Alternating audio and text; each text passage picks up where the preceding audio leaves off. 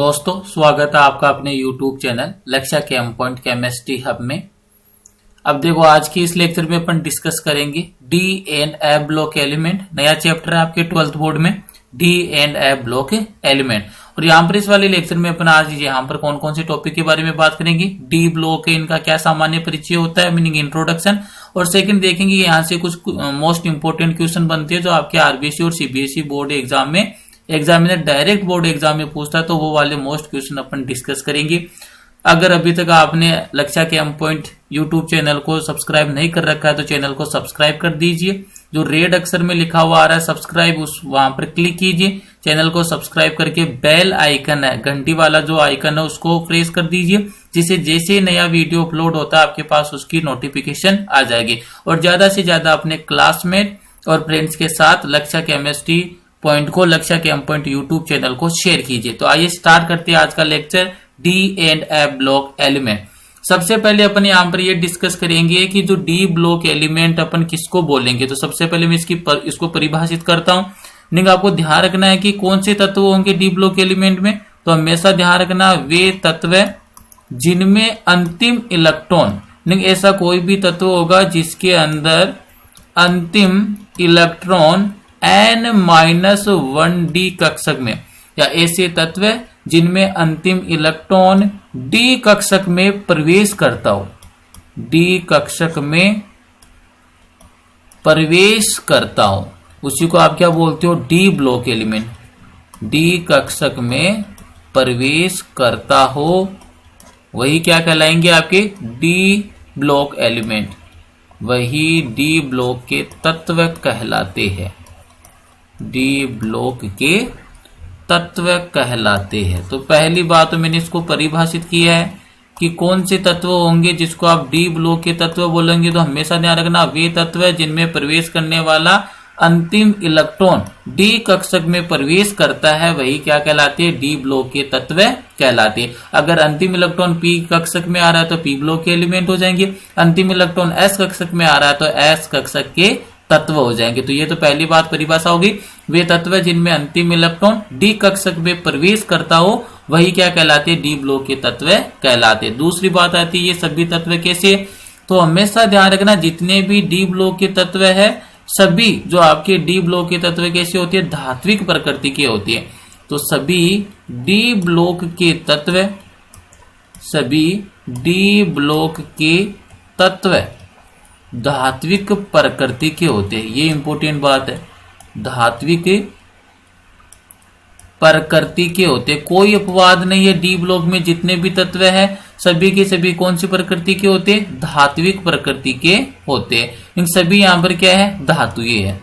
तीसरा स्टेटमेंट अगर अपन बात करें डी ब्लॉक के अंदर इनकी स्थिति क्या होती है, तो हमेशा ध्यान रखना जो आपकी आधुनिक आवर्त सारणी उसकी बाई तरफ तो एस ब्लॉक एलिमेंट है और दाहिनी तरफ कौन से, पी ब्लॉक एलिमेंट। और जो डी ब्लॉक एलिमेंट है वो कहां पर आता है, एस और पी ब्लॉक के मध्य में। तो यहाँ पर मैं भी इसकी स्थिति स्पष्ट कर रहा हूं कि जो डी ब्लॉक के तत्व है उसकी आधुनिक आवर्त सारणी में क्या स्थिति है। तो आप यहाँ पर क्या बोल देंगे, डी ब्लॉक के तत्व किसके मध्य उपस्थित होते हैं, एस तथा पी ब्लॉक के मध्य। तो ये मैं मेंशन कर देता हूं, एस तथा पी ब्लॉक के मध्य, एस तथा पी ब्लॉक के मध्य उपस्थित होते, के मध्य उपस्थित होते।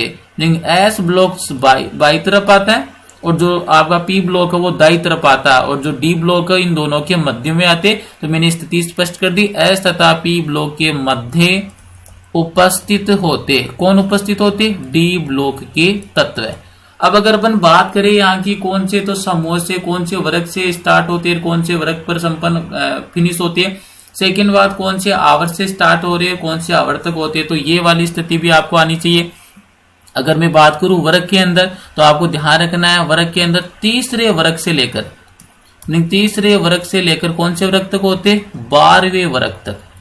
अगर आपको कोई भी पूछे कि जो डी ब्लॉक एलिमेंट है वो कौन कौन से वर्ग में उपस्थित होते हैं तो आपको बोलना तीसरे वर्ग से लेकर 12वें वर्ग तक है वो आपके डी ब्लॉक के तत्व उपस्थित होते। क्लियर है। नेक्स्ट बात आती है कौन से आवर्त से लेकर कौन से आवर्त तक है। तो हमेशा ध्यान रखना है चौथे आवर्त से लेकर, मीनिंग फोर्थ आवर्त पीरियड से लेकर 7वें आवर्त तक, मीनिंग 7th पीरियड तक। तो ये भी आपको पता होना चाहिए कि जो डी ब्लॉक तत्व है अगर वर्ग के पूछे तो तीसरे वर्ग से स्टार्ट होती है और एंडिंग कहां पर होती है, 12वें वर्ग पर। आवर्त पूछे तो चौथे आवर्त से स्टार्ट हो रही है और एंडिंग कहां पर हो रही है, आपके 7वें आवर्त पर क्या हो रही है, इनकी एंडिंग हो रही है। ये इनकी आधुनिक आवर्त सारणी में क्या होती है, स्थिति होती है। नेक्स्ट वाली बात आती है, ये देखो आपके आरबीसी बोर्ड एग्जाम के अंदर 2017 या 2018 में क्वेश्चन आया था कि जो डी ब्लॉक के तत्व है इनका सामान्य इलेक्ट्रॉनिक विन्यास क्या होता है। तो आपको ये ध्यान रखना है, इनका सामान्य जो इलेक्ट्रॉनिक विन्यास है, सामान्य इलेक्ट्रॉनिक विन्यास। अगर बात करें अपन डी ब्लॉक के तत्व के सामान्य इलेक्ट्रॉनिक विन्यास का, तो इसको ध्यान रख लेना क्या होता है, n-1 डी, और डी में कितने इलेक्ट्रॉन आ सकते हैं, 1 to 10, क्योंकि डी के अंदर 5 कक्षक होते हैं, एक कक्षक में अधिकतम 2 इलेक्ट्रॉन आ सकते हैं, तो 5 कक्षक में अधिकतम कितने इलेक्ट्रॉन आ सकते हैं, 10। और फिर साथ में क्या होता है आपका ns1 to 2, और s में एक ही कक्षक होता है, तो s में कितने अधिकतम इलेक्ट्रॉन आ सकते हैं, 2। तो ये वाला क्वेश्चन आपके आरबीसी और सीबीएसई बोर्ड दोनों में पूछा गया है, क्या कि डी ब्लॉक के तत्वों का सामान्य इलेक्ट्रॉनिक विन्यास लिखिए। तो ये वाला इलेक्ट्रॉनिक विन्यास आना चाहिए n-1 d 1 to 10 and ns1 to 2। Clear है। तो ये कुछ इंपोर्टेंट जो बातें थी जो अपन डिस्कस कर रहे थे डी ब्लॉक के तत्वों के बारे में। क्लियर है। अब कुछ और जानकारी लेते हैं कि डी ब्लॉक है, इसके अंदर कितनी श्रेणियां होती है, कितने कुल तत्व होते हैं, इनके बारे में डिस्कस करेंगे। तो देखिए नेक्स्ट वाला पॉइंट, इसी के अंदर अपन मेंशन करते हैं कंटिन्यू। डी ब्लॉक में 4 श्रेणियां होती है। कितनी श्रेणियां होती है, 4 श्रेणियां। तो डी ब्लॉक में 4 श्रेणियां होती है, मीनिंग सीरीज होती है। डी ब्लॉक में 4 श्रेणियां होती है। ये वाला पॉइंट बन गया। नेक्स्ट वाला पॉइंट क्या बनेगा, इसी के अंदर तथा प्रत्येक श्रेणी में कितने तत्व होते हैं। तो आपको ध्यान देना कि प्रत्येक श्रेणी में 10 तत्व होते हैं। प्रत्येक श्रेणी में 10 तत्व उपस्थित होते हैं। तो ये कॉमन थिंग हो गई आपके पास, क्या कि जो डी ब्लॉक है इसमें कितनी श्रेणियां होती है, 4 श्रेणियां होती है, और प्रत्येक श्रेणी में कितने तत्व होते हैं, 10 तत्व होते हैं। तो 4 श्रेणियों में कितने तत्व हो जाएंगे, 40 तत्व है। तो नेक्स्ट वाला स्टेटमेंट यही बन जाएगा, क्या डी ब्लॉक में कुल तत्व कितने आ जाएंगे, 40। तो ये ध्यान रखना, कुल तत्व कितने आ जाएंगे, 40। डी ब्लॉक की बात करें तो डी ब्लॉक में कुल तत्वों की संख्या कितनी हो जाएगी, 40। क्यों, क्योंकि डी ब्लॉक में 4 श्रेणियां होती है और प्रत्येक श्रेणी में कितने तत्व उपस्थित होते हैं, 10 तत्व उपस्थित होते हैं। तो डी ब्लॉक के अंदर कुल तत्वों की संख्या कितनी हो जाएगी, आपके 40 हो जाएगी। क्लियर है यहां तक। अब बात करते हैं अपन कौन कौन सी श्रेणी है 4। तो आपको ध्यान रखना, पहली श्रेणी है कौन सी, 3D श्रेणी। दूसरी श्रेणी कौन सी आएगी, 4D श्रेणी। तीसरी श्रेणी है आपके 5D श्रेणी, और चौथी श्रेणी कौन सी होती है आपकी 6D श्रेणी। तो ये 4 श्रेणियां होती है। अब यहां से देखो इंपॉर्टेंट क्वेश्चन क्या बनता है कि जो आपके 3D सीरीज है या 3D श्रेणी है, कौन से तत्व से तो स्टार्ट होती है और कौन से तत्व पर क्या होती है, फिनिश होती है। तो ये आपको स्टार्टिंग एलिमेंट, मीनिंग प्रारंभ होने वाला एलिमेंट, और सबसे लास्ट वाला एलिमेंट तो लर्न करना ही है। तो अगर मैं बात करूं 3D सीरीज की, तो ये स्टार्ट होती है आपके 21 नंबर के परमाणु क्रमांक। कौन सा तत्व होता है, स्कैंडियम। स्कैंडियम से स्टार्ट होती है और ये एंड कहां पर होती है, आपके जिंक पर होती है, जिसका परमाणु क्रमांक कितना होता है, 30 होता है। मीनिंग यहाँ पर 3D सीरीज का सीधा सा ध्यान रखना है, स्कैंडियम से स्टार्ट हो रही है जिसका परमाणु क्रमांक 21 होता है, और फिनिश कहां पर होती है, जिंक पर, जिसका परमाणु क्रमांक 30 होता है। बात करें अगर अपन 4D सीरीज, तो इसका सबसे स्टार्टिंग मटेरियल कौन सा होगा, एलिमेंट कौन सा है, तो ये ध्यान रखना आपको, परमाणु क्रमांक 39, जिसको क्या बोलते हैं, इट्रियम बोलते हैं। क्लियर है। इट्रियम से स्टार्ट होती है और इसकी एंडिंग कहां पर होती है, आपके कैडमियम पर। एंडिंग कहां होगी, कैडमियम, जिसका परमाणु क्रमांक कितना होता है, 48 होता है, 48 होता है। तो ये हो गई 4D श्रेणी की बात। फिर बात करते हैं अपन 5D श्रेणी की। तो 5D श्रेणी कहां से स्टार्ट होती है, आपके 57 परमाणु क्रमांक से स्टार्ट होती है, और 57 पर कौन सा तत्व आता है, लेंथेनम आता है, La इसको बोलते हैं लेंथेनम, और इसकी एंडिंग कहां पर होती है, मरकरी पर होती है, और जिसका परमाणु क्रमांक कितना होता है, 80 होता है। तो यहां पर आपको ध्यान रखना है कौन सी श्रेणी कौन से तत्व से तो स्टार्ट हो रही है और कौन से तत्व पर समाप्त हो रही है। बात करते हैं अपन अगर 6D श्रेणी की, तो हमेशा ध्यान रखना आपको, जो 6D श्रेणी है ना, ये इनकम्प्लीट सीरीज होती है, मीनिंग अपूर्ण श्रेणी है, क्योंकि इस श्रेणी में जितने भी तत्व है अभी तक उन सभी तत्वों की खोज नहीं हुई है, इसीलिए अपन जो डी ब्लॉक की 6D श्रेणी है इसको अपूर्ण श्रेणी भी बोलती है। इसका स्टार्टिंग जो एलिमेंट कौन होता है, एक्टिनम होता है, जिसका परमाणु क्रमांक कितना होता है, 89 होता है, 89 होता है। और एंडिंग एलिमेंट की बात करूं तो कौन सा होता है, अनबाइयम, UUB, जिसका परमाणु क्रमांक कितना होता है, 112 होता है। तो ये आपको ध्यान रखना है। 3D सीरीज कहां से स्टार्ट हो रही है, स्कैंडियम से, एंडिंग जिंक पर हो रही है। 4D सीरीज कहां से स्टार्ट होती है, आपके इट्रियम से 39 से, और खत्म कहां पर होती है, कैडमियम 48 पर। 5D श्रेणी कहां से प्रारंभ होती है, लैंथेनम से, और फिनिश कहां पर होती है, मरकरी पर। 6D सीरीज है, ये कहां से स्टार्ट होती है, एक्टिनम 89 से, और खत्म कहां पर होती है, UUB 112 पर। और एक बात और ध्यान रखना, ये जो 6D श्रेणी है इसी को आप कौन सी श्रेणी बोलते हो, अपूर्ण श्रेणी। ये भी ध्यान रखना, क्योंकि इसके अंदर जितने भी तत्व है अभी तक उन सभी तत्वों की खोज नहीं हुई है। तो 6D सीरीज को अपन कौन सी बोलते हैं, अपूर्ण श्रेणी, अदरवाइज इनकम्प्लीट सीरीज भी बोलते हैं। क्लियर है यहां तक। अब देखो आपके 12th बोर्ड में जो अपन डिटेल में स्टडी करेंगे वो किसकी करेंगे, 3D श्रेणी की करेंगे। तो एक बार में आपको जो भी डी ब्लॉक है उसमें जो 40 तत्व है, 3D 4D और 5D श्रेणी के जो तत्वों की अपन स्पेशली स्टडी करेंगे। कौन कौन से क्वेश्चन है जो यहाँ से बनते हैं आपके RBC और CBSE बोर्ड एग्जाम में, किस टाइप से उनका आंसर देना, तो एक सीरीज बनाऊंगा और उससे आपके 10 से 15 क्वेश्चन क्लियर हो जाएंगे। तो आइए अब सीरीज देखते हैं अपन। ये रही सीरीज। अगर मैं बात करूं आपके डी ब्लॉक एलिमेंट की, तो देखो जो मैंने स्टार्टिंग में लिखा है ये 3D सीरीज है टोटल। ये कौन सी सीरीज होगी, 4D सीरीज हो गई है, और ये कौन सी सीरीज हो गई है, आपके 5D सीरीज हो गई है। तो आपको इन सीरीज के जितने भी एलिमेंट उनको क्या करना है, लर्न करना है, क्योंकि जब इनको लर्न करोगे तभी आपकी कोऑर्डिनेशन केमिस्ट्री, इसके नेक्स्ट वाला चैप्टर ही होता है, किसके, डी ब्लॉक के नेक्स्ट वाला चैप्टर कौन सा होता है, कोऑर्डिनेशन केमिस्ट्री। अगर डी ब्लॉक लर्न कर लिया तो कोऑर्डिनेशन केमिस्ट्री आपको इजीली लर्न हो जाएगी। तो आइए अब इसको डिस्कस करते हैं कौन कौन से एलिमेंट है। तो बात करें अपन, देखो सबसे पहली श्रेणी कौन सी है मेरे पास, 3D श्रेणी है। तो 3D श्रेणी में कहां से स्टार्ट हुई थी, स्कैंडियम 21 से, और एंडिंग कहां पर हुआ था, जिंक पर। अब कैसे याद करना वो ट्रिक बता देता हूं मैं, ट्रिक आप साथ साथ लिख सकते हो। तो देखो इसको क्या बोलेंगे, पहले ट्रिक बता देता हूं, स्क्रीन टाई वाली कार में फिर कोई निकला कॉपर जिंक। एक बार वापिस रिपीट कर देता हूं, स्क्रीन टाई वाली कार में फिर कोई निकला कॉपर जिंक। ये तो होगी इसकी ट्रिक। अब ये वाले एलिमेंट, इनका नोमेनक्लेचर क्या है, मीनिंग इन तत्वों का क्या नाम है वो ध्यान से सुनिए। Scandium, titanium, vanadium, chromium, manganese, iron, cobalt, nickel, copper, zinc. वापिस रिपीट कर देता हूं एक बार, scandium, titanium, vanadium, chromium, manganese, iron, cobalt, nickel, copper और जिंक। तो ये कौन सी श्रेणी के तत्व है, 3D श्रेणी के। स्टार्ट हो रही है स्कैंडियम से और एंडिंग हो रही है आपके जिंक तक। क्लियर है।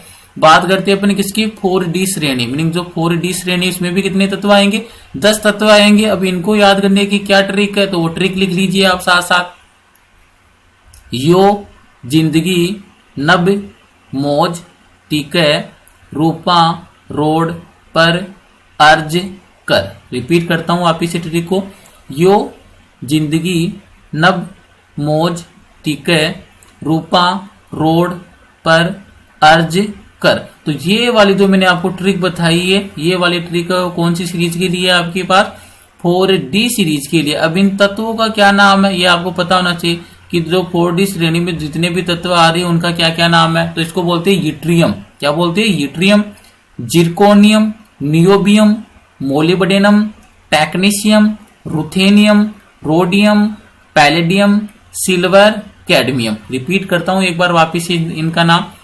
वाई वाले को क्या बोलेंगे, yttrium, zirconium, niobium, molybdenum, technetium, ruthenium, rhodium, palladium, silver, cadmium. Clear है। ये कौन सी सीरीज की होगी, 4D श्रेणी की होगी। लास्ट वाली श्रेणी कौन सी अपने पास, 5D श्रेणी। तो 5D श्रेणी में कौन कौन सी तत्व है, कहां से स्टार्ट होती है, लेंथेनम 57 से, और कहां पर फिनिश होती है आपके 80 नंबर, कहां पर, मरकरी पर। तो इसके लिए पहले ट्रिक लिखा देता हूं, ट्रिक लिख लीजिए आप साथ साथ। ले ले हाफ टेबलेट, वो रही ऑरेंज, इधर प्लेट आलू हलवा। वापिस से रिपीट कर रहा हूं, ट्रिक को लिख लीजिए एक बार। ले, हाफ, टेबलेट, वो, रही, ऑरेंज, इधर, प्लेट, आलू, हलवा। अब कौन कौन से तत्व इनको क्या बोलते हो, तो देखो सुन लो एक बार।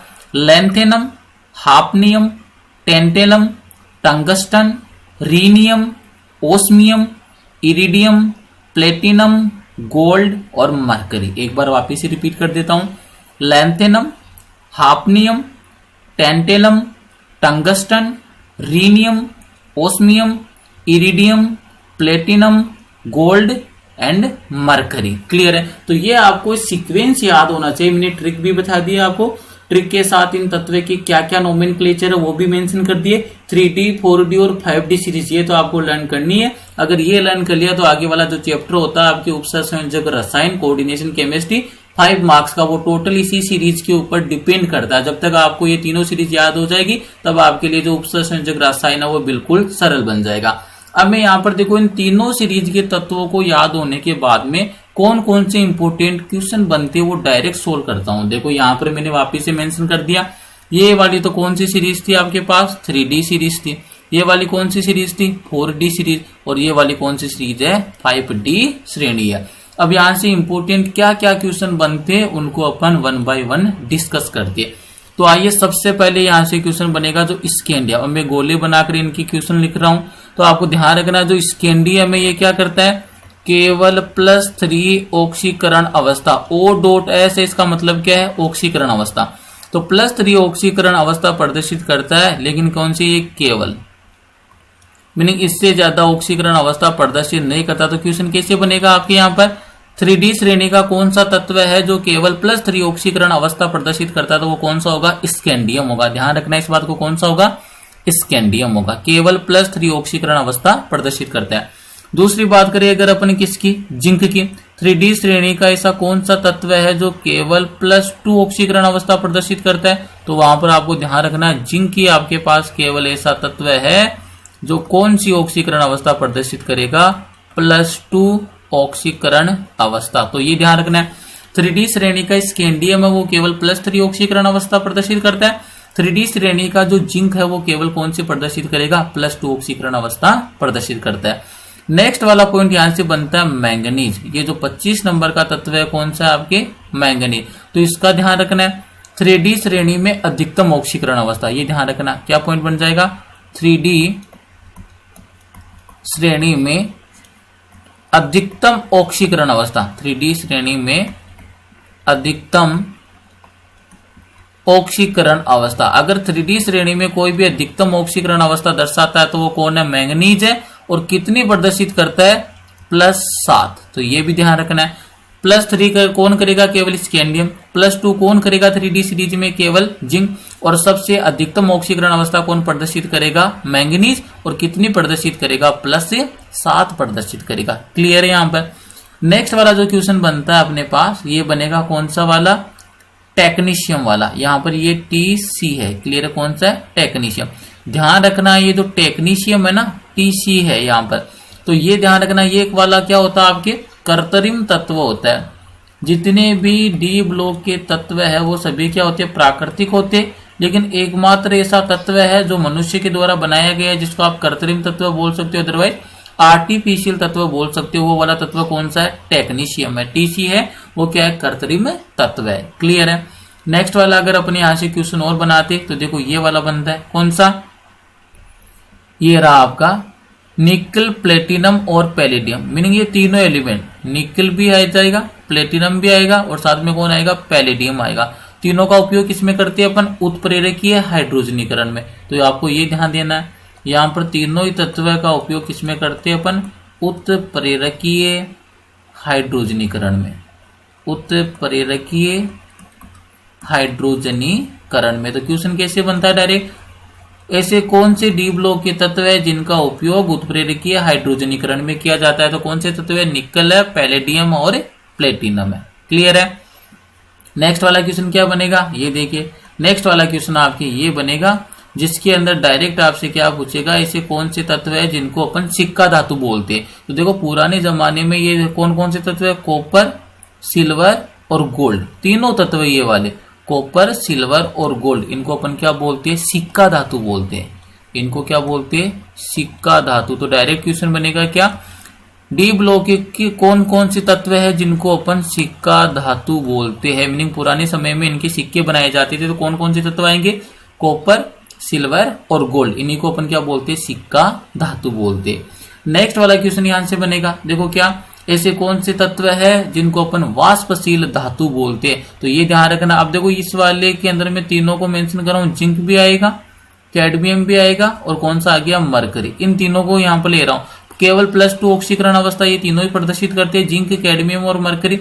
ये तीनों कौन सी ऑक्सीकरण अवस्था में स्थायित्व रखते हैं? +2 में। और साथ में देखो ये रेड वाले से मेंशन कर रहा हूं, जिंक, कैडमियम और मरकरी, तीनों को अपन कौन सी धातु बोलते हैं? वाष्पशील धातु बोलते हैं। कौन सी धातु बोलते हैं अपन?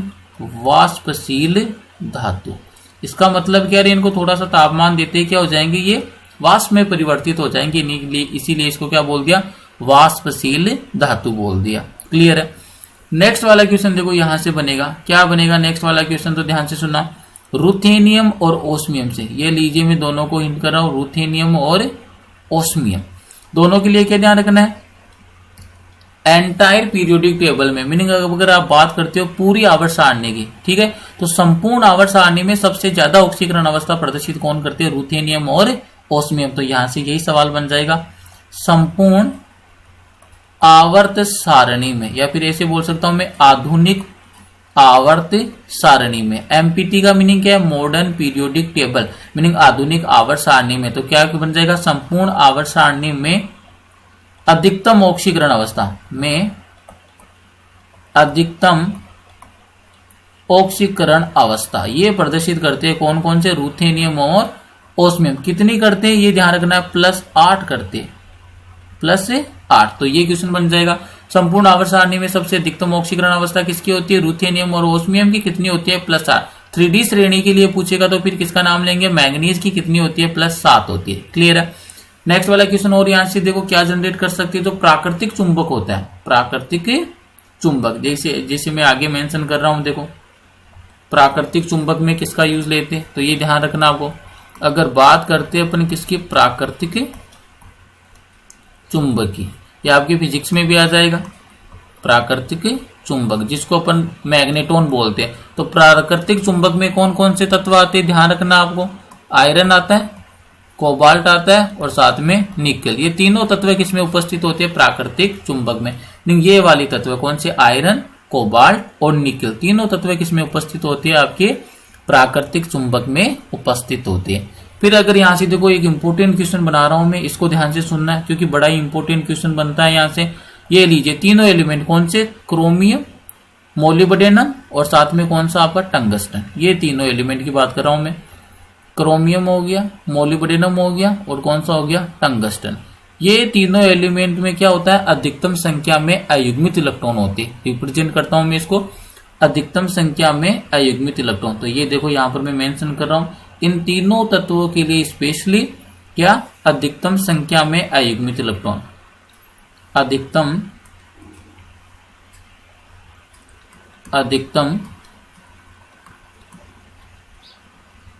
संख्या में, अधिकतम संख्या में अयुग्मित इलेक्ट्रॉन, अधिकतम संख्या में अयुग्मित इलेक्ट्रॉन। और कितने होते हैं अधिकतम संख्या में अयुग्मित इलेक्ट्रॉन? ये भी ध्यान रखने, कितने होते हैं? 6 होते हैं, क्योंकि यहाँ पर जो क्रोमियम, मोलिब्डेनम और टंगस्टन है, यहाँ पर अधिकतम संख्या में अयुग्मित इलेक्ट्रॉन होते हैं और उन इलेक्ट्रॉनों की संख्या कितनी होती है? 6।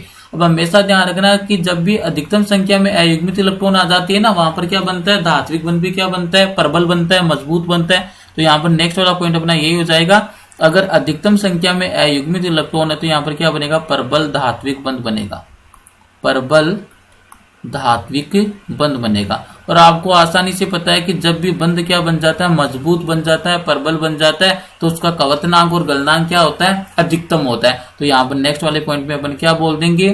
अधिकतम गलनांक व कवतनांक, अधिकतम गलनांक व कवतनांक, शॉर्ट में लिखकर चल रहा हूं मैं, एमपी एंड बीपी।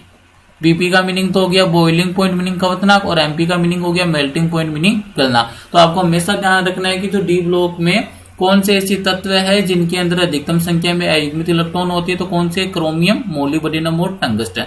कितने होते हैं उसके अंदर, 6 अयुग्मित इलेक्ट्रॉन होते हैं। जितने ज्यादा अयुग्मित इलेक्ट्रॉन होंगे उसमें उतना ही प्रबल क्या बनेगा, धात्विक बंध। और जहां पर जितना बंध प्रबल बनता है तो उसका मेल्टिंग पॉइंट और बॉइलिंग पॉइंट मीनिंग क्वथनांक और गलनांक क्या होता है, अधिकतम होता है। क्लियर है यहाँ पर। नेक्स्ट वाला क्वेश्चन है इसे, अब सबसे न्यूनतम संख्या में अयुग्मित इलेक्ट्रॉन किसमें आते हैं, जिंक, कैडमियम और मरकरी में। क्लियर है।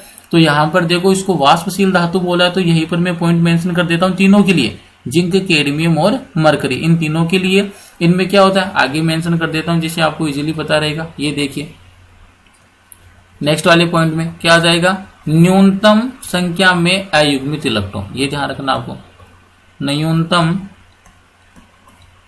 संख्या में अयुग्मित इलेक्ट्रॉन कौन से में होते हैं, 12वें ग्रुप में होते हैं। और उनमें कौन कौन से तत्व आते हैं, अभी बोला मैंने, जिंक आता है, फिर कौन सा आता है, कैडमियम, और उसके बाद में कौन आता है, मरकरी। अब आपको बात पता चल गया कि यहाँ पर क्या न्यूनतम संख्या में अयुग्मित इलेक्ट्रॉन, और न्यूनतम का मतलब कितना है, 0 इलेक्ट्रॉन होते हैं। कितने अयुग्मित इलेक्ट्रॉन होते हैं, 0। क्लियर है। किसमें पाई जाती है, जिंक, कैडमियम और मरकरी में। अब आपको आसानी से पता चल गया कि इनके अंदर जब अयुग्मित इलेक्ट्रॉन की संख्या कितनी है, 0, तो बनने वाला धात्विक बंध प्रबल बनेगा या दुर्बल बनेगा, तो आप बोल दोगे कि दुर्बल बनेगा, क्योंकि अभी अपन ने सीखा है कि जितने ज्यादा अयुग्मित इलेक्ट्रॉन होंगे उतना ही प्रबल धात्विक बंध बनता है। यहाँ पर तो अयुग्मित इलेक्ट्रॉन की संख्या कितनी आ रही है, 0, तो यहाँ पर क्या बनेगा, दुर्बल धात्विक बंध बनेगा, दुर्बल धात्विक बंध बनेगा। और एक बात बताओ रे मेरे को, जब भी दुर्बल धात्विक बनेगा तो उसका गलनांक और क्वथनांक अधिकतम होगा या न्यूनतम होगा, न्यूनतम होगा। तो मीनिंग आप यहाँ पर ये मेंशन कर सकते हो, यहाँ पर क्या हो जाएगा, जो जिंक, कैडमियम और मरकरी इनका न्यूनतम मेल्टिंग पॉइंट होगा और न्यूनतम ही क्या होगा, बॉइलिंग पॉइंट होगा। मीनिंग क्वथनांक और गलनांक क्या होगा, न्यूनतम होगा। इसीलिए अपन ने जिंक, कैडमियम और मरकरी तीनों को क्या बोला था, वाष्पशील धातु बोला था। क्या बोला था, तीनों को अपन ने वाष्पशील धातु। तो ये भी ध्यान देना है, वाष्पशील धातु इसीलिए कहते हैं, इसमें न्यूनतम संख्या में क्या होती है, आपके अयुग्मित इलेक्ट्रॉन होती है। क्लियर है। साथ में ये भी ध्यान देना है कि जिंक, कैडमियम और मरकरी तीनों के तीनों तत्व है कौन सी ऑक्सीकरण अवस्था प्रदर्शित करते, +2 ऑक्सीकरण अवस्था प्रदर्शित करते हैं, +2 ऑक्सीकरण अवस्था। इन तीनों के तीनों तत्व कौन सी ऑक्सीकरण अवस्था प्रदर्शित करेंगे, आपके ऑक्सीकरण अवस्था प्रदर्शित करेंगे, +2 को प्रदर्शित करते। क्लियर है। नेक्स्ट वाला पॉइंट क्या बन जाएगा, आप देखो इसी वाली टेबल से क्वेश्चन बनाते हैं अपन, ये रही आपके पास टेबल। तो अब इसके अंदर आपको ये ध्यान रखना है, ये तो हो गए आपके जो मेन क्वेश्चन जो डायरेक्ट आपके एग्जाम में पूछे जाते हैं वो हो गए। अब यहाँ पर देखो लेंथनम के आगे है ना, इनको अपन बोलते हैं 4D और 5D श्रेणी के जो तत्व है, इनका आकार क्या होता है, लगभग समान होता है। आकार क्या होता है, लगभग एक समान होता है। क्लियर है। तो इसीलिए अपन इनको बोलते हैं जुड़वा तत्व। तो जुड़वा तत्व कौन सा हो जाएगा, जिरकोनियम और हाफनियम दोनों जुड़वा तत्व है। नियोबियम और टेंटेलम ये भी क्या है, जुड़वा तत्व है। मोलिब्डेनम और टंगस्टन ये भी क्या हो जाएंगे, जुड़वा तत्व हो जाएंगे। क्लियर है। लेंथनम के आगे के जो भी तत्व है 4D और 5D श्रेणी के तत्वों का आकार लगभग एक समान होता है। और उसका कारण क्या होता है, लेंथेनाइट संकुचन होता है। तो यहाँ पर नेक्स्ट वाला क्वेश्चन यही बन जाता है कि जुड़वा तत्व कौन कौन से कहलाते हैं। तो आपको ध्यान रखना है, अगर बात किसकी करेगा, जुड़वा तत्व की, ट्विन्स एलिमेंट बोलते हैं इनको, जुड़वा तत्व अदरवाइज ट्विन्स एलिमेंट। तो ये कौन कौन से है, तो आपको ध्यान रखना है, ये देखिए दोनों देख लीजिए कौन कौन सा है, जिरकोनियम और हाफनियम है। ये लीजिए मेंशन कर देता हूं मैं, जिरकोनियम एंड हाफनियम, जिरकोनियम और हाफनियम दोनों कैसे तत्व कहलाते हैं, जुड़वा तत्व। और कौन कौन से इसके एग्जाम्पल है जुड़वा तत्व के, तो देखिए सेकंड वाला एग्जाम्पल क्या बन जाएगा, नियोबियम और टेंटेलम। तो ये भी मेंशन कर सकते हो। और कौन सा जाएगा, नियोबियम एंड टेंटेलम। एक और एग्जाम्पल मेंशन कर सकते हो आप जुड़वा तत्व का, कौन सा, मोलिब्डेनम और टंगस्टन। ये देखिए मोलिब्डेनम और टंगस्टन। तो आपको ये ध्यान रखना है कि कौन कौन से तत्व है वो क्या कहलाते हैं, आपके जुड़वा तत्व कहलाते हैं। तो ये ध्यान रखना है। तो ये वाली टेबल से इतने क्वेश्चन बनते हैं जो आपके डायरेक्ट एग्जाम में पूछे जाते हैं। क्लियर है। अब आपकी जो 12th बोर्ड है इसमें अपन को किसकी स्टडी करना है, मुख्य रूप से अपन को 3D श्रेणी की बात करनी है। किसकी बात करेंगे, 3D श्रेणी की। तो अब आइए अपन बात करेंगे 3D श्रेणी की। और 3D श्रेणी का सबसे पहले अपन देखेंगे इलेक्ट्रॉनिक विन्यास। तो यहाँ पर देखिए हेडिंग मेंशन कर देता हूं मैं, 3D श्रेणी के तत्वों का इलेक्ट्रॉनिक विन्यास, 3D श्रेणी के तत्वों का इलेक्ट्रॉनिक विन्यास। जितने भी आपके पास 3D श्रेणी के अंदर जितने भी तत्व आएंगे उनका क्या देखेंगे अपन, इलेक्ट्रॉनिक विन्यास डिस्कस करेंगे। तो ये आपकी हेडिंग होगी 3D श्रेणी के तत्वों का इलेक्ट्रॉनिक विन्यास। अब आपको 3D सीरीज है लर्न हो गई होगी। मैं मेंशन करता हूं कौन कौन से तत्व आते हैं 3D श्रेणी में, तो हमेशा ध्यान रखना। ये देखो मैं बात कर लेता हूँ 3D श्रेणी की, क्लियर है। तो 3D श्रेणी में स्टार्टिंग कहां से होता था, स्कैंडियम से। अभी मैंने ट्रिक बताई थी, वापस रिपीट करता हूं, सुन लेना।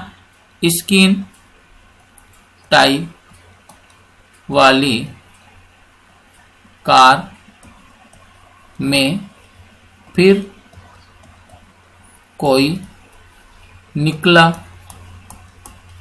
कॉपर जिंक, क्लियर है। तो ये कौन सी श्रेणी के तत्व होते हैं, 3D श्रेणी के तत्व होते हैं। 21 से स्टार्ट होते हैं, कहां पर फिनिश होती है, जिंक 30 पर फिनिश होती है। अब अपन को यहाँ पर अगर इलेक्ट्रॉनिक विन्यास बढ़ना तो अभी अपन बोल क्या, इलेक्ट्रॉनिक विन्यास क्या होगा, 3D श्रेणी है तो यहाँ पर इलेक्ट्रॉनिक विन्यास क्या हो जाएगा आपका 3D 1 to 10 हो जाएगा। और आपका जो NS में इलेक्ट्रॉन की संख्या कितनी आ जाएगी, 1 to 2 हो जाएगी। तो ये क्या होता है आपके 3D श्रेणी की इलेक्ट्रॉनिक विन्यास होता है। अब देखो यहाँ पर स्टार्ट करते हैं। अगर यहाँ पर अपन बात करें तो देखो कहां पर इलेक्ट्रॉन बनने हैं आपको, 3D में बनने और 3D के साथ साथ किस में बनने, NS, मीनिंग क्या हो जाएगा 4s। यहाँ पर NS को आप क्या मेंशन कर सकते हो, 4s, क्या हो जाएगा यहाँ पर 4s। इसको करेक्ट कर देता हूं मैं एक बार, ये लीजिए आपकी यहाँ पर हो जाएगा 3D 1 to 10 हो गया है, और यहाँ पर क्या हो जाएगा फिर आपके 4s 1 to 2 हो जाएगा। अब देखो यहाँ पर अपन बात करते हैं कि कौन से ऑर्बिटल में कितने इलेक्ट्रॉन आएंगे, तो ध्यान से सुनना। जैसे एक बार मैं इसका एटॉमिक नंबर मीनिंग परमाणु क्रमांक लिख देता हूं जिससे आपको आसानी हो जाएगी। जैसे स्कैंडियम का परमाणु क्रमांक 21, टाइटेनियम का 22, वेनेडियम का 23, क्रोमियम का होता है 24, मैंगनीज का परमाणु क्रमांक होता है 25, आयरन का होता है 26, कोबाल्ट का 27, निकल का होता है आपके 28, कॉपर का होता है 29 और जिंक का होता है 30। ये क्या होते हैं, इनके परमाणु क्रमांक होते हैं, क्लियर है। अब बात करूंगा मैं यहाँ पर कि 3D में तो कितने इलेक्ट्रॉन बनूंगा, जैसे 3D के अंदर कितने इलेक्ट्रॉन बनने और 3D के बाद में 4s में कितने इलेक्ट्रॉन बनेंगे। तो हमेशा देखो मैं डायरेक्ट आपको फंडा बता देता हूँ किस टाइप से आपको इसको सोल्व करना है। तो हमेशा आपको ध्यान क्या रखना है कि जो भी आपकी जितने भी जो 3D श्रेणी के तत्व है इनके लास्ट वाला नंबर देख लेना। जैसे यहाँ पर परमाणु क्रमांक का 21 है तो लास्ट वाला नंबर कितना 1 है, 23 है तो लास्ट वाला नंबर कितना है 3। तो डी के अंदर तो आपको लास्ट वाले नंबर में जो भी मेंशन कर रखा है उतने इलेक्ट्रॉन फिल कर दो। तो देखो अगर मैं बात करूँ स्कैंडियम की तो लास्ट में कितना 1, मीनिंग डी के अंदर कितना इलेक्ट्रॉन आएगा 1 इलेक्ट्रॉन आएगा। यहाँ पर कितना आ जाएगा 2, यहाँ पर 3, यहाँ पर 4, यहाँ पर 5, आयरन में 6, कोबाल्ट में 7, निकल में 8, कॉपर में 9 और जिंक में कितना आ जाएगा 10 आ जाएगा। 4s में ध्यान रखना, डायरेक्ट फंडा बताता हूँ। 4s के अंदर हमेशा 2 इलेक्ट्रॉन को बढ़ते हैं अपन। कितने इलेक्ट्रॉन को बढ़ते हैं रे 2 इलेक्ट्रॉन को। तो सभी के अंदर कितने इलेक्ट्रॉन फिल कर दिए मैंने 2 इलेक्ट्रॉन फिल कर दिए। मीनिंग डी के अंदर तो लास्ट वाले नंबर देखकर इलेक्ट्रॉन फिल कर देना और साथ में एस के अंदर कितने इलेक्ट्रॉन भर दोगे 2 इलेक्ट्रॉन फिल कर दोगे। तो ये क्या हो जाएगा इसका इलेक्ट्रॉनिक विन्यास हो जाएगा। लेकिन आपको ध्यान रखना जो सबसे इंपॉर्टेंट बात ही यही है क्या कि यहाँ पर 2 अपवाद होते हैं जो इस वाले ट्रेंड को फॉलो नहीं करते। मीनिंग जिसमें डी में लास्ट वाला नंबर नहीं आता है और 4s में 2 इलेक्ट्रॉन नहीं भरे जाते हैं। तो वो अपवाद ही ध्यान रखने आपको। कौन कौन से अपवाद है मैं उनको गोला बनाकर मेंशन कर रहा हूँ। एक तो अपवाद है आपका क्रोमियम परमाणु क्रमांक 24 और दूसरा अपवाद कौन सा होता है आपका कॉपर परमाणु क्रमांक 29। इन दोनों को स्पेशली ध्यान रखना। इन दोनों में क्या करना है एक इलेक्ट्रॉन आपको S से कम करना है और एक इलेक्ट्रॉन आपको D के अंदर बढ़ाना है। क्या बोल रहा हूँ वापिस से रिपीट करता हूँ। एक इलेक्ट्रॉन तो 4s से कम करना है और एक इलेक्ट्रॉन 3D के अंदर बढ़ाना है। अभी देखेंगे अपन इसका कारण भी देखेंगे ऐसा क्या हो गया कि आपने S से इलेक्ट्रॉन कम करके D के अंदर बढ़ा दिया है। तो यहाँ पर देखो अभी क्रोमियम और कॉपर जब भी आपके क्वेश्चन आया हुआ है देखो ये वाला तो 2018 में कि कॉपर का इलेक्ट्रॉनिक विन्यास लिखिए तो आपको पता होना चाहिए किस टाइप से लिखना। 2 अपवाद है 3D श्रेणी में कौन कौन सा, एक तो क्रोमियम और दूसरा कॉपर। तो यहाँ पर देखो क्या सीन चलेगा ये वाला ट्रेंड फॉलो नहीं होगा। मतलब जो डी के अंदर 4 इलेक्ट्रॉन और कॉपर के अंदर डी में 9 इलेक्ट्रॉन और 4s में 2 इलेक्ट्रॉन ये सीन नहीं चलेगा। क्यों? क्योंकि ये दोनों क्या होते हैं इस श्रेणी के अपवाद होते हैं। और मैंने क्या तरीका बताया इनका इलेक्ट्रॉनिक विन्यास बनने का कि 4s में तो 1 इलेक्ट्रॉन कम कर दो। तो देखो आपको इजीली समझ में आ गया होगा जहां पर भी मैंने गोला बना रखा है उनके लिए ये स्पेशल बात थी, मीनिंग ये क्रोमियम था। तो यहाँ पर क्या कर देना, अब इसको अपवाद है तो यहाँ पर 4s में 1 इलेक्ट्रॉन कम करो, होने कितने चाहिए थे 2, लेकिन अब की बार हो कितने जाएंगे, यहाँ पर 1 इलेक्ट्रॉन हो जाएगा। और यहाँ पर डी में कितने होने चाहिए थे, लास्ट वाला नंबर देखो 4, मीनिंग 4 होने चाहिए थे, लेकिन अपवाद है यहाँ पर क्या हो जाएगा 1 बढ़ जाएगा, मीनिंग कितना लिख दूंगा 5। सेम बात देखो कॉपर, लास्ट में कितना है 9, मीनिंग 3d में कितने इलेक्ट्रॉन होने चाहिए थे 9, लेकिन अपवाद है तो 9 में 1 प्लस कर दिया तो कितना आ गया 10 आ गया। 4s में कितने होने चाहिए थे 2, लेकिन यहाँ पर कितना मेंशन करेंगे 1 मेंशन करेंगे। तो आपको ये ध्यान रखना है कि 3d श्रेणी के अंदर 2 ही तत्व है जो इलेक्ट्रॉनिक विन्यास के अपवाद है, कौन कौन से, क्रोमियम और कॉपर। क्या करना है, 1 इलेक्ट्रॉन आपको क्या करना है s का कम करना और 1 इलेक्ट्रॉन आपको d में बढ़ाना, और बाकी के अंदर क्या ट्रेंड फॉलो करना है, लास्ट वाला नंबर देख लेना, वो तो 3d के अंदर फिल कर देना, और 4s में कितने इलेक्ट्रॉन फिल कर देंगे 2 इलेक्ट्रॉन फिल कर देंगे। अब क्वेश्चन कैसे बनता है, जैसे यहाँ पर अपन एक क्वेश्चन सोल्व करते हैं, ये देखिए जैसे क्वेश्चन दे दिया मैंने, ये लीजिए, जैसे यहाँ पर क्वेश्चन आपको ये बोल दिया कि जो निकेल है इसका इलेक्ट्रॉनिक विन्यास लिखिए, निकेल का इलेक्ट्रॉनिक विन्यास। तो आपको पता होना चाहिए कि निकेल इसका परमाणु क्रमांक कितना होता है 28 होता है, और 28 के देखो पास वाली उत्कृष्ट गैस देखो रही कौन सी आती है। तो हमेशा ध्यान रखना जब भी 3d श्रेणी का इलेक्ट्रॉनिक विन्यास आपको लिखने के लिए बोलते हैं तो उसके जो पास आपके जो उत्कृष्ट गैस रहेगी कौन सी रहेगी, आर्गन रहती है। कौन सी रहती है, आर्गन गैस।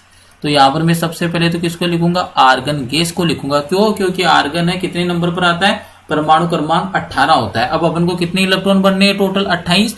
28 में से आर्गन ने कितने कवर कर लिए 18, मीनिंग कितने इलेक्ट्रॉन और बनने हैं, अभी आपको 10 इलेक्ट्रॉन और बनने हैं। और कैसे भरोगे इलेक्ट्रॉनिक विन्यास, पहले तो किसको लिखोगे 3d को, और उसके बाद में किसको लिखते हो 4s को। क्लियर है, पहले 4s को नहीं लिखना है, क्यों, क्योंकि इलेक्ट्रॉनिक विन्यास आप जब भी लिखते हो तो वहां पर मुख्य क्वांटम संख्या के अनुसार कक्षकों को उपकोषों को क्या करते हो, व्यवस्थित करते हो। मुख्य क्वांटम संख्या किससे मेरा मतलब क्या है, यहाँ पर 3d में मुख्य क्वांटम संख्या कितनी है 3 है, क्लियर है, और 4s के अंदर मुख्य क्वांटम संख्या कितनी है 4 है। तो जिसकी मुख्य क्वांटम संख्या का मान कम होना तो उसको पहले रखा करो। क्लियर है, तो यहाँ पर देखो 3d 4s में मुख्य क्वांटम संख्या 4s के लिए 4 है, 3d के लिए कितनी है 3।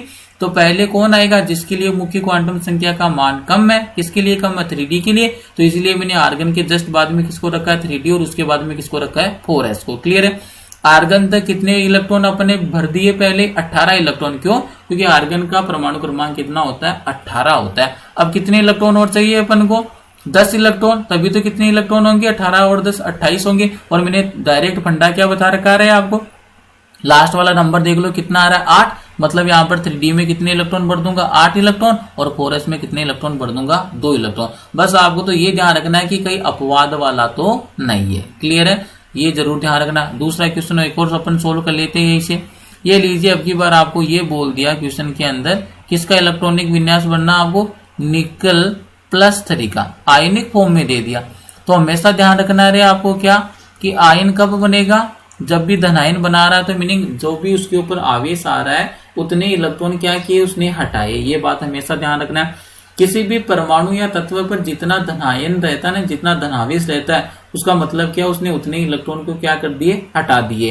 तो यहाँ पर अगर आप देखेंगे तो निकल +3 निकल में से कितने इलेक्ट्रॉन हटाए 3 इलेक्ट्रॉन। अब हमेशा आपको ध्यान रखना है कि इलेक्ट्रॉन कहां से हटाए जाते हैं, बाह्यतम कोष से हटाए जाते हैं। और बाह्यतम कोष कौन सा होता है, जिसके लिए मुख्य क्वांटम संख्या का मान अधिक होता है। निकल है तो आपको ये पता है कि निकल का परमाणु क्रमांक कितना होता है 28 होता है। कैसे लिखोगे इसका इलेक्ट्रॉनिक विन्यास, तो सबसे पहले तो सिंपल जो ट्रेंड है वही फॉलो करो। मैं नॉर्मल निकल की बात करता हूँ, एक बार इस +3 को मैं यहाँ मेंशन नहीं करा, मीनिंग निकल की बात करूँ तो 28 है, मीनिंग आर्गन लिखूंगा 18 तक। 3d में कितने इलेक्ट्रॉन आएंगे 8 इलेक्ट्रॉन आते, और फिर 4s में कितने इलेक्ट्रॉन आ जाते 2 इलेक्ट्रॉन। ये किसका इलेक्ट्रॉनिक विन्यास होता है, निकल का। लेकिन यहाँ पर कौन सा दिया है इसने, निकल +3 दिया है। नहीं, कितने इलेक्ट्रॉन हटाने हैं आपको, यहाँ से 3 इलेक्ट्रॉन हटाने। और मैंने क्या बोला, इलेक्ट्रॉन कहां से हटाते हो, सबसे पहले बाह्यतम से, उसके बाद में उसके अंदर वाले से। तो यहाँ पर बाह्यतम कौन सा होगा, 3d होगा या 4s, जिसके लिए मुख्य क्वांटम संख्या का मान जितना ज्यादा वही बाह्यतम होगा। तो यहाँ पर 4s के लिए मुख्य क्वांटम संख्या 4 है, 3d के लिए कितनी है 3 है। मीनिंग बाह्यतम वाला कौन सा होगा 4s वाला, कितने इलेक्ट्रॉन हटाने हैं 3, मीनिंग 2 इलेक्ट्रॉन तो यहाँ s से हट गई, कितने इलेक्ट्रॉन 2 इलेक्ट्रॉन। तो 4s में तो कितना बन जाएगा रे आपका 0 बन जाएगा। क्लियर है, तो 4s में तो आपका कितना बन गया 0 बन गया। लेकिन इलेक्ट्रॉन कितने हटाने थे मेरे को 3, 2 तो ऐसे हटा दिए, तो एक कहां से हटेगा हमें डी से, मीनिंग 3D से एक इलेक्ट्रॉन हटाना आपको। तो यहाँ पर 8 थे, अब 8 नहीं रहेंगे, एक इलेक्ट्रॉन यहाँ से हटा दिया तो कितने इलेक्ट्रॉन आ जाएंगे रे? 7 इलेक्ट्रॉन। तो आपको एग्जामिनर इसी टाइप से क्वेश्चन पूछता है आयनिक फॉर्म में। आयनिक फॉर्म में पूछता है तो हमेशा पहले इलेक्ट्रॉन एस से हटाना है, उसके बाद में डी से हटाना है। कितने हटाने? जितना प्लस आवेश बोला है उतना ही आपको इलेक्ट्रॉन हटाना है। दो का ध्यान रखना, दो अपवाद है, क्रोमियम और कॉपर, इनका इलेक्ट्रॉनिक विन्यास इस टाइप से होता है। क्लियर है? अब इस टाइप से क्यों होता है वो भी अपन समझते हैं। ये देखिए नेक्स्ट वाला क्वेश्चन आपके एग्जाम में यही आता है, क्वेश्चन की फॉर्म में आता है, इसीलिए मैंने इसको क्वेश्चन बनाकर मेंशन कर दिया कि आपके क्रोमियम, देखो सबके अंदर यही ट्रेंड फॉलो हुआ है। आप जितने भी तत्व देख लो सबके अंदर यही फॉलो हो रहा है कि आपके 4s में कितने रहते हैं? 2 इलेक्ट्रॉन, और डी में कितने? जो लास्ट वाला अंक आता है वही क्या होते हैं? डी में होते हैं। लेकिन क्रोमियम और कॉपर में ऐसा नहीं हुआ है।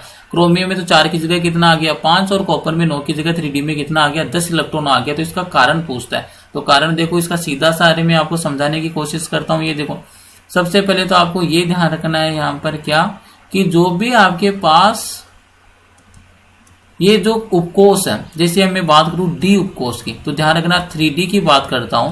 तो 3D के अंदर जो 3D उपकोष, इसमें डी के अंदर कितने कक्षक होते हैं? 5 कक्षक होते हैं। ये ध्यान रखने आपको, कितने कक्षक होते हैं?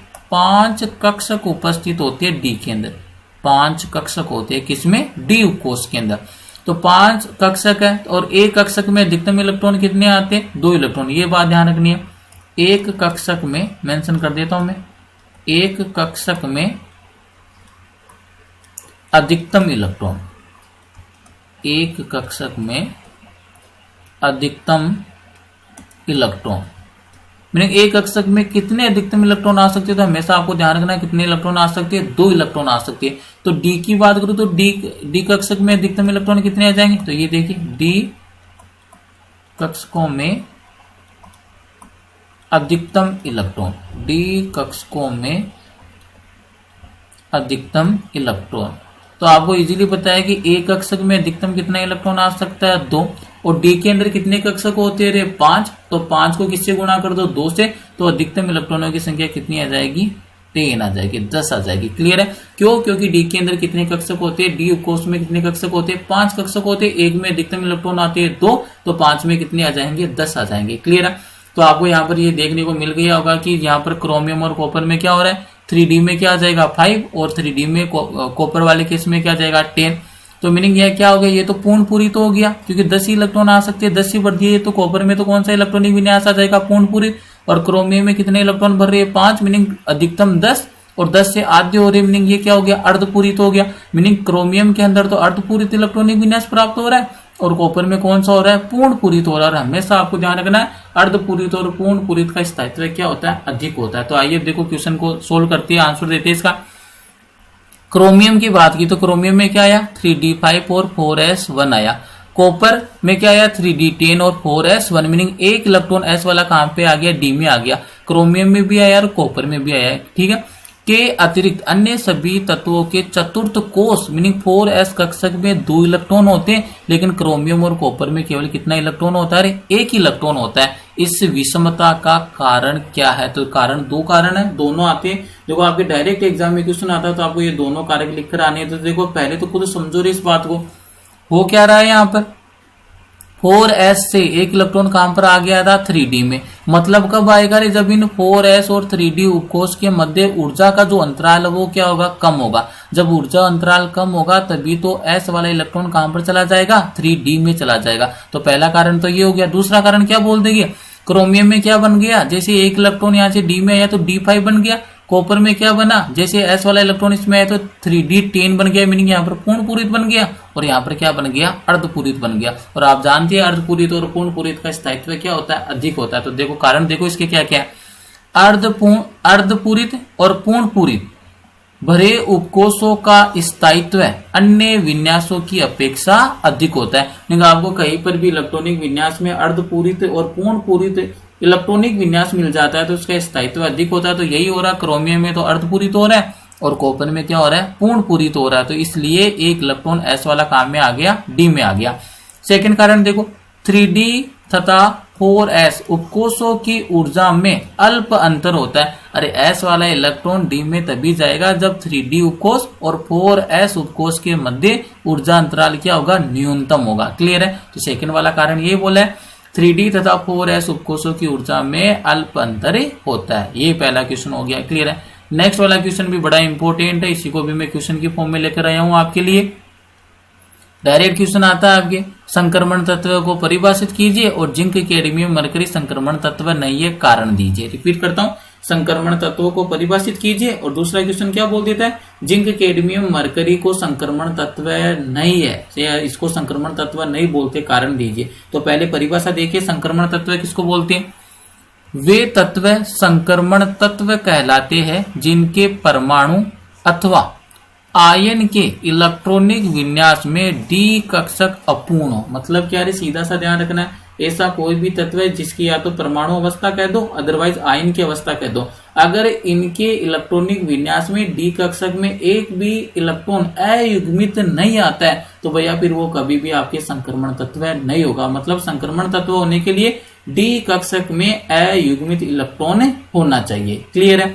नेक्स्ट वाला देखो क्या बोल रहा है, नेक्स्ट वाला पॉइंट इंपोर्टेंट है, सामान्यतः सभी डी ब्लॉक के तत्व संक्रमण तत्व होते हैं। मीनिंग जितने भी डी ब्लॉक के तत्व है सामान्यतः वो कौन से होते हैं, संक्रमण तत्व होते हैं। लेकिन 3 तत्वों को संक्रमण तत्व नहीं मानते। कौन कौन से, जिंक, कैडमियम तथा मरकरी। ये ध्यान देना, जो 12वां वर्ग होता है ना आवर्त सारणी का, जिंक, कैडमियम, मरकरी, ये तीनों एक ऐसे तत्व नहीं है, संक्रमण तत्व नहीं होते। और इसका कारण क्या है, क्योंकि इनके किसी भी परमाणु के पास अथवा इसके आयन में डी कक्षक अपूर्ण नहीं है। डी कक्षक अपूर्ण नहीं है, इसका मतलब क्या है, इसके डी कक्षक में अयुग्मित इलेक्ट्रॉन नहीं है। कैसे नहीं है, अभी देखो, अभी आपको समझा देता हूं। पहले भी अपन ने देख लिया था, वापिस से रिपीट करता हूं। जैसे बात करता हूं मैं जिंक की, जिंक का परमाणु क्रमांक कितना होता है, 30। अगर इसका इलेक्ट्रॉनिक विन्यास लिखने जाओगे तो सबसे पहले क्या लिख दिया आपने, आर्गन लिख दिया, 18 आता है। फिर क्या लिखते हो, 3d लिखते हो और उसके बाद में क्या लिखते हो, 4s लिखते हो। s में कितने इलेक्ट्रॉन आते हैं, 2, और 3d में कितने आ जाएंगे, 10 आ जाएंगे। तो 18 10 28 और 2 30 हो गया। ये तो कौन सी अवस्था है, इसकी परमाणु का अवस्था है। तो एक बात बताओ रे मेरे को, अभी मैंने सिखाया था डी के अंदर कितने कक्षक होते, 5 कक्षक होते। तो ये लीजिए मैंने डी के 5 कक्षक बना दिए, 1 2 3 4 और 5। ये कौन सा बना दिया मैंने, 3d वाला बनाया है। क्लियर है। 3d के अंदर डी में 5 कक्षक है, 5 कक्षक में देखो कितने इलेक्ट्रॉन भर रखे हैं अगले ने, 10 इलेक्ट्रॉन। तो इलेक्ट्रॉन को भरो देखे क्या सीन क्रिएट होता है। तो यहाँ पर देखो, जैसे मैंने इसके परमाणु की बात की तो ये पहला इलेक्ट्रॉन, सेकंड, थर्ड, फोर्थ और फिफ्थ। क्लियर है। अब जब सभी कक्षकों में एक एक इलेक्ट्रॉन भर दिया तो उसके बाद में क्या होती है, इलेक्ट्रॉन का युग्मन होना स्टार्ट होता है। तो ये 6 7 8 9 और 10। तो एक बात बताओ रे मेरे को, आपको इस डी कक्षक में, डी उपकोष में कोई अयुग्मित इलेक्ट्रॉन मिल रहा है क्या, नहीं मिल रहा, क्योंकि सभी के सभी क्या युग्मित फॉर्म में, यहाँ पर एक भी इलेक्ट्रॉन अयुग्मित नहीं है। ये तो कौन सी अवस्था थी, परमाणु अवस्था। कौन सी अवस्था थी, परमाणु अवस्था। अगर आप बात कर लो किसकी, इसकी आयनिक अवस्था की, किसकी बात करेंगे अगर अपन, आयनिक अवस्था। और अभी मैंने सिखाया है आपको, तो 12th ग्रुप के एलिमेंट है जिंक, कैडमियम और मरकरी, इनकी ऑक्सीकरण अवस्था क्या होती है, +2 होती है। तो +2 के अंदर देखो क्या इलेक्ट्रॉनिक विन्यास बनेगा, रे आर्गन तो आ गया 18 तक, फिर क्या आ जाएगा आपका 3d 10 और 4s में क्या आता, 2 आता। क्लियर है। लेकिन यहाँ पर देखो रे कौन सा आयन दे रखा है, +2, मतलब आपको कितने इलेक्ट्रॉन हटाने, 2 इलेक्ट्रॉन। तो इलेक्ट्रॉन कहां से हटाएंगे, 4s से। तो ये दोनों इलेक्ट्रॉन यहाँ से क्या हो जाएंगे, रिमूव हो जाएंगे, क्योंकि आयन की फॉर्म में। तो यहाँ पर अब की बार 4s में कितना इलेक्ट्रॉन आ जाएगा, 0। अब भी बताओ रे मेरे को, ये परमाणु अवस्था में भी 3d में कितने इलेक्ट्रॉन थे, 10, मीनिंग कोई भी अयुग्मित इलेक्ट्रॉन नहीं था। अब जिंक का कौन सी अवस्था में आ गया, आयनिक अवस्था में आ गया। देखो दोनों चेक करनी है, परमाणु भी चेक करना है और उसका आयन भी अपन को चेक करना है। तो अगर आयन की बात करें तो यहाँ पर भी देखो कितने होते रहे 3d में, वापिस से वही बात, कक्षक तो वही होंगे 5। कितने कक्षक होंगे, 5। तो ये मेंशन कर दिया मैंने, 1 2 3 4 5। जिंक +2 की बात करूं तो यहाँ पर भी 3d के अंदर देखो कितने इलेक्ट्रॉन है, 10, मीनिंग 10 इलेक्ट्रॉन है, 1 2 3 4 5 6 7 8 9 और 10। नहीं, अभी भी क्या है इसमें 3d के अंदर आपके पास अयुग्मित इलेक्ट्रॉन उपस्थित नहीं है। तो यहाँ पर आपको कहानी पता चल गई क्या, कि कोई भी परमाणु अथवा उसके आयन में जब तक डी कक्षक में अयुग्मित इलेक्ट्रॉन नहीं होगा या फिर डी कक्षक अपूर्ण नहीं होगा तब तक वह आपके संक्रमण तत्व नहीं होगा। तो जिंक, कैडमियम और मरकरी तीनों की परमाणु अवस्था की बात कर लो, चाहे इसे आयनिक अवस्था की बात कर लो, 3D या फिर डी कक्षक क्या नहीं होता है, अपूर्ण नहीं है, सारे के सारे क्या युग्मित है। तो इसलिए जिंक, कैडमियम, मरकरी को अपन संक्रमण तत्व नहीं बोलते। तो आज का लेक्चर यही फिनिश करते। बहुत सारे क्वेश्चन आपके जो डायरेक्ट आरबीसी और सीबीएसई एग्जाम में पूछे जाते हैं वो मैंने यहाँ पर सब कंप्लीट करवा दिए। साथ में आपको 3D, 4D और 5D श्रेणी को कैसे याद करना है वो भी मेंशन करवा दिया। अगर आपको वीडियो में कुछ सीखने को मिला है तो वीडियो को लाइक करना है, चैनल को सब्सक्राइब करना है और अपने ज्यादा से ज्यादा फ्रेंड्स और क्लासमेट के साथ चैनल को शेयर करना है। Thank you.